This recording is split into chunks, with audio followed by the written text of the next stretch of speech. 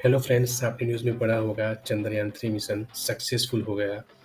2 scientific payload, lander, rover दोनों सही सलामत सॉफ्टली चंद्र पर लैंड हो गए हैं और इसकी वजह ये रॉकेट है।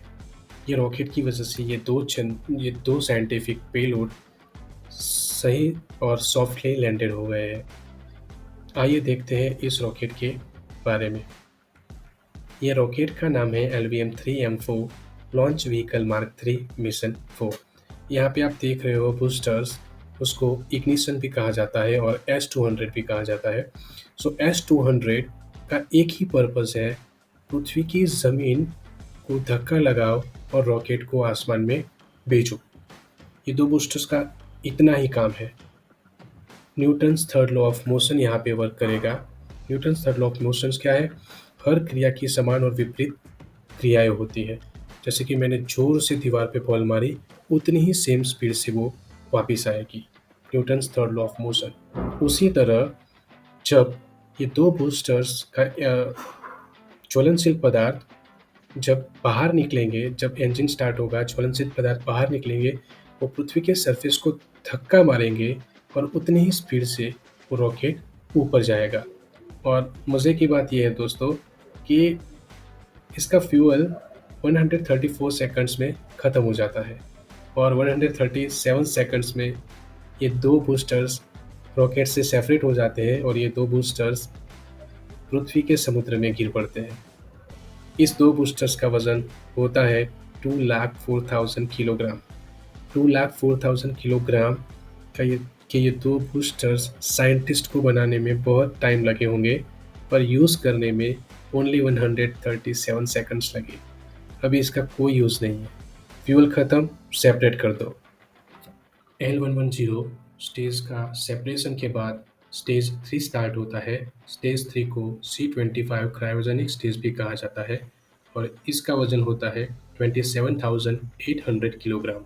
C25 का मेन पर्पस यही है कि रॉकेट को जो ऊपर का हिस्सा है वो हम चंद्रयान भी कहते हैं, जो अपर स्टेज है, चंद्रयान को पृथ्वी की ऑर्बिट में पहुंचाना और उस जगह पहुंचाना जो पृथ्वी के नज़दीक का ऑर्बिट हो।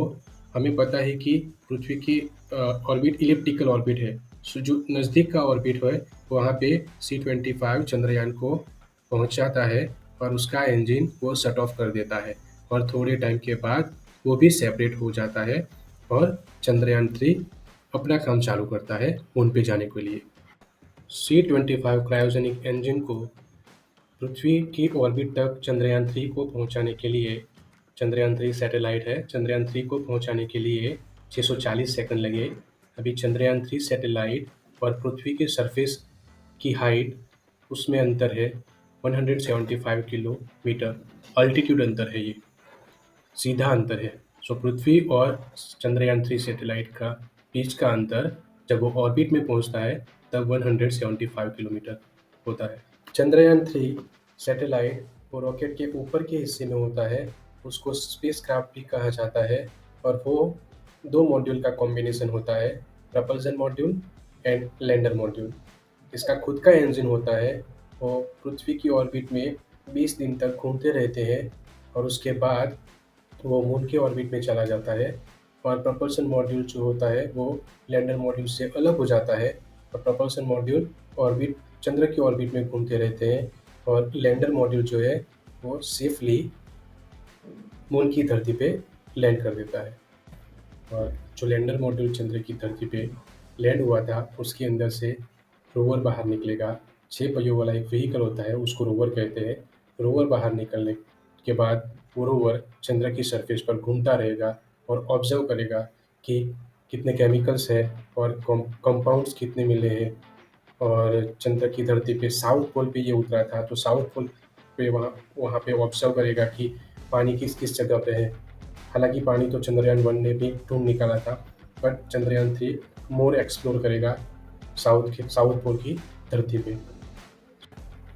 मैं आपको एक और बात भी बता दूं कि चंद्रयान 3 मिशन लाइफ है ओनली 14 डेज। मतलब कि ये जो मिशन है ओनली 14 डेज का ही मिशन है। पृथ्वी का 14 दिन बराबर चांद का एक दिन होता है।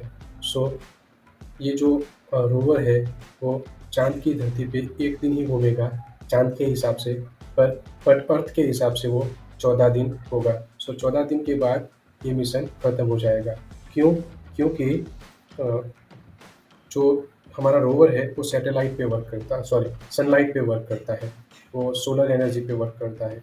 सो चंद्र पे 14 दिन के बाद रात हो जाएगी और साउथ पोल बहुत डार्कनेस है वहाँ पे और उसका जो टेम्परेचर है वो भी बहुत कोल्ड है, -300 डिग्री तक होता है। सो अ, ये जो रोवर टिक नहीं पाएगा। सो इसीलिए ये मिशन की लाइफ ओनली 14 डेज़ है। 14 डेज़ के बाद ये जो रोवर है वो बंद हो जाएगा शायद और मिशन भी खत्म हो जाएगा।